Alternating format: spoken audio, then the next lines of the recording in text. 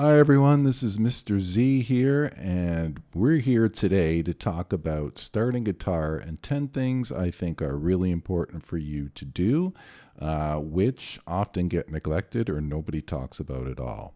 All right, with that being said, let's get going. The top of my list is stretching. That's right, stretching the hands, doing it regularly as a practice before you start playing.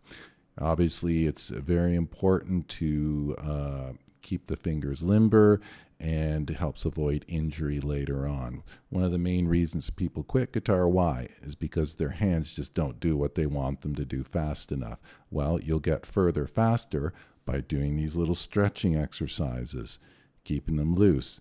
Like the film said, always be closing. Well, we're OBS. Always be stretching. Always a good idea. Keep the wrists, keep the fingers as loose as you can at all times, right? So get in the habit of doing that before you play, when you're sitting watching TV, whenever you can, okay?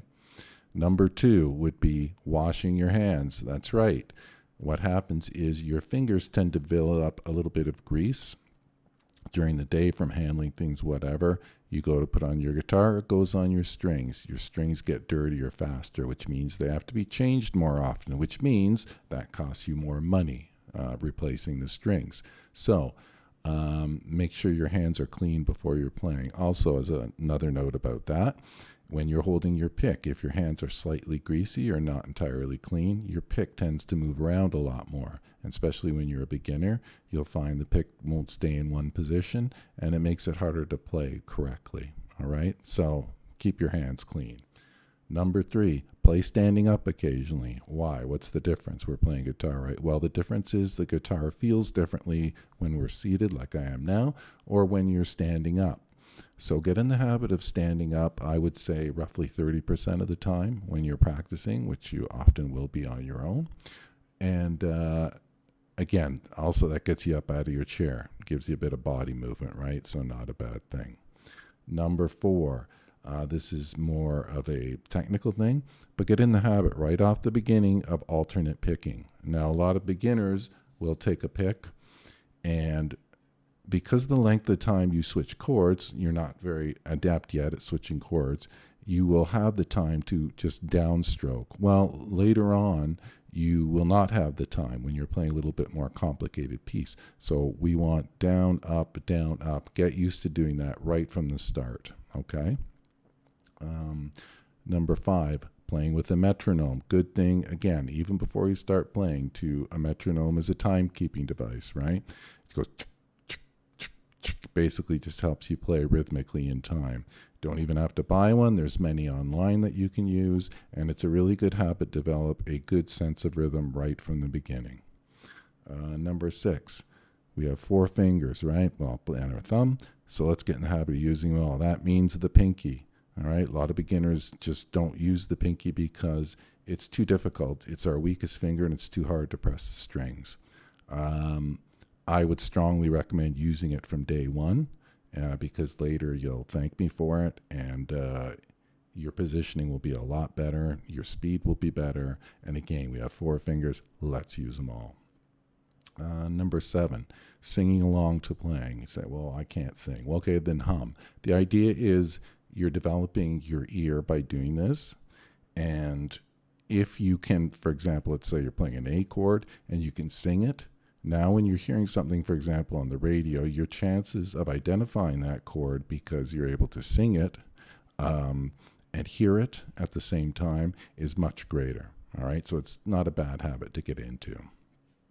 Number 8, take lessons. That's right, like real live lessons. Videos like the one I'm doing are great, and online stuff is great, but nothing beats an in-person teacher that can quickly point out your mistakes and guide you in the right direction.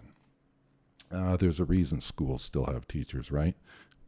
It's because books in themselves just are not the same as having someone right there that can correct you right on the spot and advance you. You'll go quicker, faster. Number 9, this is another little technical point, holding your guitar. The guitar should be held pretty much vertically, right?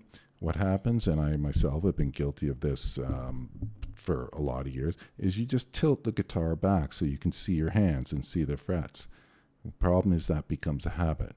The reason that guitars, I don't know if you can see it, but they have dots on the side, is so that way that you can tell what fret your finger is on, right? Okay, so get in the habit of playing so you can't see the strings. They should be straight up and down, right? If you're looking down, you should be able to see the dots on the side, all right? And don't get in the habit of tilting back so you can see all the strings. Again, something I did for a long time before I noticed I was even doing it. Number 10, let's play on a decent guitar, please. Don't take your dad's old guitar from the attic and start strumming it and then wonder why playing guitar is so difficult. You need a half decent guitar. I'm not saying you got to go spend $1,000 right away.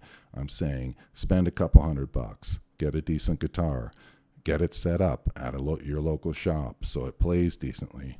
Your odds of success will grow immensely, okay? And the last one, as a bonus one, number 11, is experiment on guitar, all right? Fool around. So you may be playing one string. Just go up and down with your finger and play notes. Try that, and maybe you've learned a chord. Move it up and down the neck. Just try and get different sounds and have fun, okay? And that's about it. So hopefully, one of these lists you found of use. What else to say about it starting out?